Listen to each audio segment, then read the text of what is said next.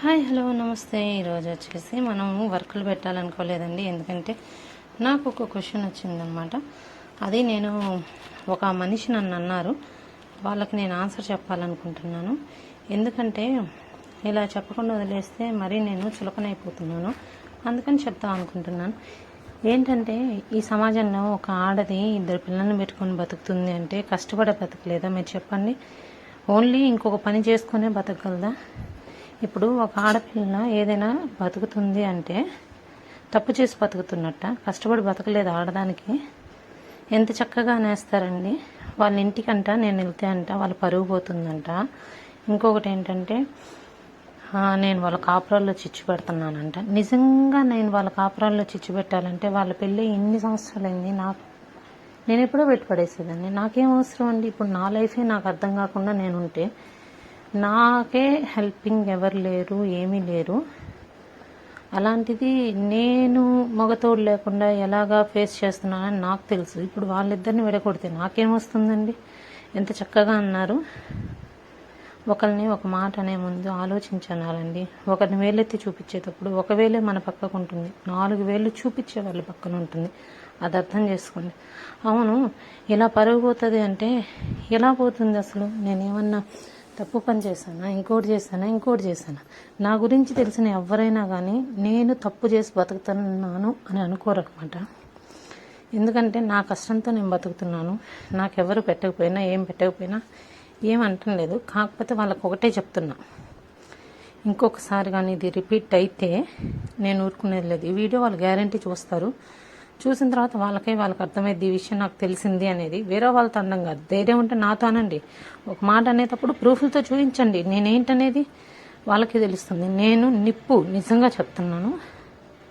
నేను ఒకరి జోలికి పోను, ఒకరు నా జోలికి వచ్చినా నేను ఒప్పుకోను, ఒకరి సొమ్ము నేను తిన్ను. ఇంకా ₹1 పెట్టాలనుకుంటే నేనే పెడతాను. కానీ అనవసరంగా ఒక ఆడపిల్ల కష్టంలో ఉంటే ఇలాంటి నిందలేసి ఇంకా కుంగ తీయద్దు. చేతనైతే హెల్ప్ చేయండి, లేదా నోరు మూసుకొని ఉండండి, అంతే.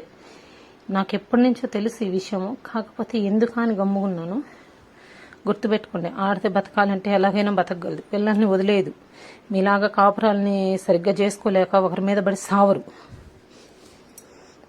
నిజంగా నేనే తప్పు చేసి బతకాలనుకుంటే ఈ కష్టాలు ఎందుకు, ఈ వర్కులు ఎందుకు? పోవడం రావడం, అట్లీస్ట్ నేను పోయి వర్కులు తెచ్చుకోవాలంటే ఆల్మోస్ట్ 2 కిలోమీటర్స్ పోను, 2 కిలోమీటర్స్ రాను. ఇంత కష్టం ఎందుకు? ఆటోకి పెట్టాలంటే డబ్బులు వేస్ట్ అనేసి నడిచే పోతాను. నేను అన్నీ నడిచి చూసుకుంటున్న దాన్ని. అదే కానీ ఆ తప్పేదో నేను చేసిందంటే ఇలా ఉండాల్సిన అవసరం లేదు నాకు.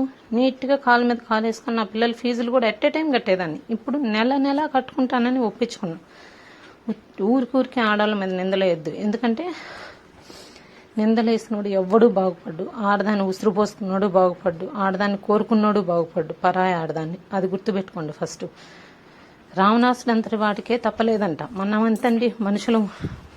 అందుకే చెప్పేది, ఒకరిని నింద వేసేటప్పుడు ఆలోచించానండి. అవి రేపు మనకి మన పిల్లలకి తగులుతాయి. అయ్యా నన్ను అన్న ప్రబుద్ధుడా, ఆ మాట అన్నావు కదా, ఒకసారి విత్ ప్రూఫ్లతో చూయించయ్యా. నేను ఇంక ఒప్పుకుంటాను. అలాగే నీ ఇష్టం వచ్చినట్టు నోటికి కానీ వచ్చిందా అంటే ఇంకొకసారి నేను నిలదీసి అడగలను. ఇదే డైరెక్ట్ అడగలను. కాకపోతే ఎందుకు ప్రాబ్లమ్స్ అనేది మన అనుకునే వాళ్ళు సపోర్ట్ ఇవ్వాలి, అంతేగాని వెనక పుల్లలు పెట్టుకుంటా ఉండేది. నీ బుద్ధి ఏంటో నువ్వేంటో నాకు బాగా తెలుసు. నీ నిలదీస్తే ఎట్లా ఉంటాయో కూడా నాకు తెలుసు. నీ జోలికి నేను రాలేదు. అనవసరంగా నా మీద నిందలేసావంటే బాగోదు. చేస్తే హెల్ప్ చేయలేదా నోరు మూసుకో, అంతే. అంతకన్నా నిన్నెవడు ఏమి అడగట్లా. ఎవరా ఏంటి అనేది వాళ్ళకి అర్థమైతే చాలు నేను ఎవరికి చెప్తున్నాను అనేది. గుర్తుపెట్టుకో, ఇంకొకసారి నా జోలికి వచ్చినా, నా గురించి ఏదైనా తప్పుగా మాట్లాడినా, పైన దేవుడు అనేవాడు ఉన్నాడు, బాగా నిరూపిస్తాడు. నీదేంటి, నీ కాపురం ఏంటో నువ్వు మూసుకొని చూసుకో. అర్థమైందా?